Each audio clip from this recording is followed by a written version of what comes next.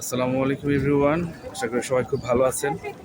আপনি জীবনে যদি ভালো করতে চান, জীবনে যদি কিছু পেতে চান, আপনাকে অবশ্যই আপনার রবের প্রতি আপনার ভয়, তার প্রতি ভালোবাসা এবং তার প্রতি কৃতজ্ঞতা বোধ আপনার থাকতে হবে, তার প্রতি বিশ্বাস থাকতে হবে।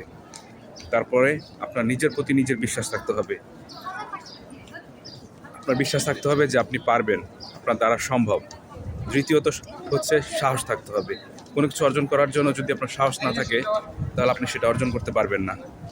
ফাইনালি লাস্ট তৃতীয় যেটি ইম্পর্ট্যান্ট সেটি হচ্ছে ধৈর্য। ধৈর্য ছাড়া আপনি কখনো কোথাও যেতে পারবেন না, কোনো কিছু অর্জন করতে পারবেন না।